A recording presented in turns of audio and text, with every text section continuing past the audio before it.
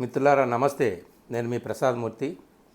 ఎన్నికల ఫలితాలని ఎవరికి అనుగుణంగా వాళ్ళు మలుచుకుంటున్నారు, అభివర్ణించుకుంటున్నారు. ఇది తమ విజయం అంటే తమ విజయం అని మాట్లాడుకుంటున్నారు. విజయోత్సవ సభలు పెట్టుకుంటున్నారు, ప్రెస్ కాన్ఫరెన్సులు పెట్టి ఊకదంపుడు ఉపన్యాసాలు దంచుతున్నారు. కానీ నిజంగా ఈసారి భారతదేశంలో మొట్టమొదటిసారి ప్రజలు అందరికీ ఒక గట్టి గుణపాఠంగా తమ తీర్పుని ప్రకటించారు. ఇది గమనించాలి. అన్నిటికంటే ముఖ్యమైనటువంటి తీర్పు ఏమిటంటే తానాషాహి నహీ చలేగా, అంటే డిక్టేటర్షిప్, నియంతృత్వం ఇక కుదరదు అని తేల్చి చెప్పేసేయండి ఈ ఎన్నికలంటే ఈ ఎన్నికల ద్వారా భారత ప్రజానీకం చెప్పినటువంటి బుద్ధి గుణపాఠం అని చెప్పండి. ఇది నిజంగా ఈ పాఠాన్ని పాఠంగా తీసుకొని తమ తప్పుల్ని సరిదిద్దుకొని ముందుకు కదిలితే రాజకీయ పార్టీలైనా ఆ పార్టీల నాయకులైనా మనుగడ సాగిస్తారు. లేదంటే కాలగర్భంలో ఎందరో మహారాజులు చక్రవర్తులు కలిసిపోయారు. వీళ్ళొక లెక్క కాదు ఎవరైనా సరే. సో గమనించాలి మిత్రులారా, నాకే కాదు ఈ దేశంలో ఉన్నటువంటి ప్రజాస్వామిక శక్తులకు, లౌకిక శక్తులకు, రాజ్యాంగ ప్రియులకు అందరికీ కూడా చాలా ఆనందాన్ని ఇచ్చినటువంటి ఫలితాలు. ఆఫ్కోర్స్ ఇంకో రకంగా ఉంటే ఇంకో రకంగా ఉండవచ్చు, గుర్తుపెట్టుకోండి. ఇది తప్పనిసరిగా ఇక నియంతృత్వపు పోకడలతో ఎవరూ కూడా ఒక్క అడుగు ముందుకు వేయలేరు. అలా వేయకుండా మొత్తం కాళ్ళు కట్టేసేటటువంటి తీర్పు అన్నమాట ఇది. సరే, ఆంధ్రప్రదేశ్లో ఎలాగూ జగన్మోహన్ రెడ్డి గారు నేను ఎన్నో చేశాను, ఎంతో మేలు చేశాను, ఎన్నో ఒప్పులు చేశాను, అయినా నాకెందుకు ప్రజలు ఈ తీర్పు ఇచ్చారు, ఇంత ఘోర పరాజయాన్ని నాకెందుకు కట్టబెట్టారని ఆయన కన్నీళ్లు పెట్టుకోవచ్చు. కానీ ఆయన కూడా చేసింది ఏమిటయ్యా అంటే ఎన్నో ఒప్పులు చేసినప్పటికీ, నిరుపేద ప్రజలకి ఎంతో మేలు చేసినప్పటికీ ఓడిపోయాడు కదా అని మనమేమి అభాండాలు వేయాల్సిన పని లేదు. తప్పనిసరిగా ఆయన చేసింది చేశాడు. నిరుపేదలకు కానీ గ్రామీణ పేదలకు కానీ మహిళలకు కానీ ఆయన చేసింది ఏమిటా అంటే ఒక వ్యక్తిని టార్గెట్ చేసుకొని, ఆ వ్యక్తి ఉన్న ఒక సామాజిక వర్గాన్ని టార్గెట్ చేసుకొని మొత్తం తప్పులు చేసుకుంటూ వెళ్ళిపోయాడు. మొత్తానికి ఒక రాజుగారే అలా ప్రవర్తిస్తున్నప్పుడు ఆయన దగ్గర ఉన్న మంత్రులు, సేనాని, సైన్యము అందరూ ఎట్లా ప్రవర్తిస్తారు? సో వాళ్ళు కూడా అందరూ అదే మార్గంలో పట్టారు. అందరూ నియంతృత్వపు పోకడలలోకి వెళ్ళిపోయారు. ఒక తప్పు తర్వాత ఒక తప్పు పేర్చుకుంటూ వెళ్ళిపోయారు. అది నియంతృత్వము. సో నియంతృత్వాన్ని నువ్వు గమనించుకోలేకపోవచ్చు, నేను ఏ దారిలో నడుస్తున్నాను అనేటటువంటి విషయాన్ని నువ్వు తెలుసుకోలేకపోవచ్చు. ఇదే నా రహదారి అని నువ్వు అనుకోవచ్చు, కానీ నువ్వు నడుస్తున్నటువంటి తీరుతెన్నుల్ని, నువ్వు నడిచే దారి గమనిస్తుంది. ఆ దారికి అటు ఇటు ఉన్నటువంటి ప్రజలు గమనిస్తారు. సో ప్రజలు ఎప్పుడు ఏ సమయంలో ఎలా నీకు పాఠం చెప్పాలో అలా పాఠం చెప్తారు.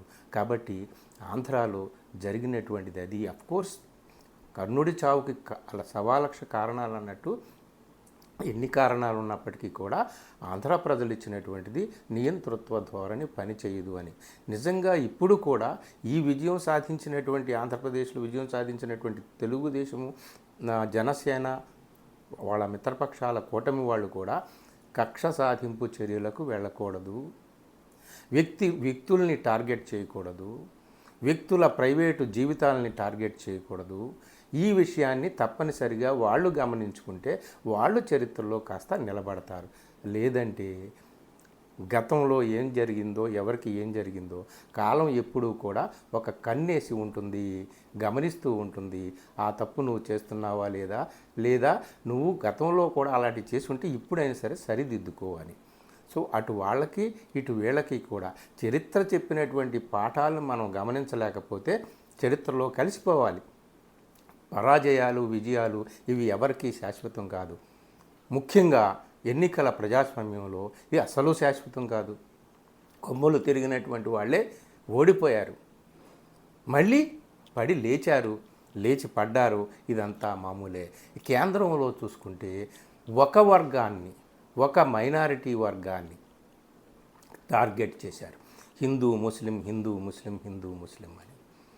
సో ఆ మొత్తం ఇంకా ఆ విషయంలో ముందుకు వెళ్ళిపోయి ఇంకా ముందుకు వెళ్ళి రాజ్యాంగాన్ని తమకు అనుకూలంగా మార్చేసుకొని ఆ వర్గాన్నే టార్గెట్ చేస్తూ తమ రాజకీయ లాభాలను, తమ రాజకీయ లబ్ధిని పొందడానికి వాళ్ళు ప్రయత్నం చేశారనమాట. ఇది ఇక వీళ్ళకి ఎక్కువగా విజయాలు కట్టబెడితే, ఎక్కువ ఆధిక్యతలు కట్టబెడితే, ఎక్కువ మెజారిటీలు వాళ్ళకి కట్టబెడితే ఇక ఈ దేశంలో ఉన్నటువంటి బహుళ సంస్కృతి, బహుళ భాషలు, బహుళ కులాలు, బహుళ మతాలు, బహుళ ప్రాంతాలు, బహుళ సంస్కృతులు, ఈ ఈ బహుళ సంస్కృతి ఏదైతే ఉందో, ఈ భిన్నత్వంలో ఏకత్వం ఏదైతే ఉందో, మొత్తం ప్రపంచానికి అంతటికీ కూడా ఒక అద్భుతమైనటువంటి సందేశాన్ని భారతదేశం ఏదైతే ఇస్తుందో, భిన్నత్వంలో ఏకత్వం అనేటటువంటిది, అలాంటిది ఒక కాంతిదీపంగా పట్టుకొని ప్రపంచానికి వెలుగు చూపించాలరా మీరు. అంతేగాని మీరు ప్రజల మధ్య విద్వేషాలు రెచ్చగొట్టి ఈ భారతదేశానికి ఉన్నటువంటి అతి గొప్ప సంస్కృతి, అదే సహజీవన సంస్కృతి, సహజీవన సౌందర్య సంస్కృతి, దాన్ని విచ్ఛిన్నం చేయకూడదు అని చెప్పి మీకు అత్యధిక మెజారిటీ ఇస్తే దాన్ని విచ్ఛిన్నం చేసేటట్టుగా ఉన్నారని చెప్పి ప్రజలు మీ నియంతృత్వపు పోకడలు తగ్గించుకోమని చెప్పి కేంద్రంలో ఇలాంటి తీర్పు ఇచ్చారు. అందుకనే ఒక పార్టీకి మెజారిటీ ఇవ్వలేదు. వాళ్ళు 370 మాకే వస్తాయి, 400 దాటుతాం అని చెప్పి అంటున్నారు. కాబట్టి వీళ్ళు 400 సీట్లు లేనప్పుడే ఇలా ఉంటే ఇక 400 వస్తే ఈ దేశంలో ఉన్నటువంటి ఆ బహుళ సంస్కృతి ఏమైపోతుంది అనేటటువంటి విచారం భారతదేశ ప్రజలందరికీ కూడా పట్టుకున్నాయి. అంత మేధావుల, అంత తెలివైన వాళ్ళ, ఇంత బాగా ఆలోచించి తీర్పిచ్చారంటే తప్పనిసరిగా ఇస్తారు. భారతదేశంలో ఉన్నటువంటి ఈ భిన్నత్వంలో ఏకత్వం అనేటటువంటి సంస్కృతిని, సంప్రదాయాన్ని, ఆ గొప్పతనాన్ని, ఆ విశిష్టతను కాపాడుకుంటారు భారతదేశ ప్రజలే. అందుకనే కేంద్రంలో ఉన్నటువంటి వారికి కూడా ఒక గుణపాఠంగా, ఒక హెచ్చరికగా ఈ తీర్పుని ఇచ్చారు. అందుకనే ఇప్పుడు ఎన్నికల ప్రసంగాల్లో కానీ, ఎన్నికల ప్రకటనలలో కానీ, పోస్టర్లలో కానీ కేవలం ఒక వ్యక్తే ఉన్నాడు బీజేపీ తరఫున, మోడీకా గ్యారంటీ, మోడీకా భరోసా.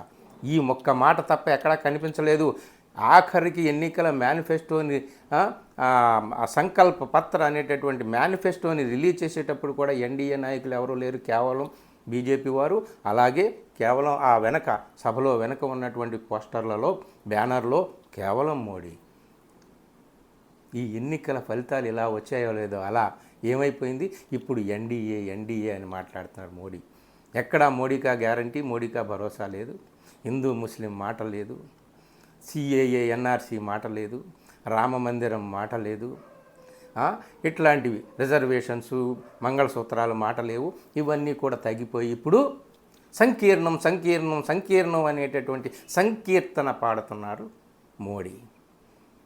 ఏమైంది చూడండి, ప్రజలు ఇచ్చినటువంటి ఒకే ఒక్క తీర్పుతో ఏమైంది చూడండి. తానాషాహి పోయిందా, నియంతృత్వం పోయిందా? పోకపోతే చరిత్రలో కలిసిపోతారు, ఎందరో కలిసిపోయారు అట్లాగా.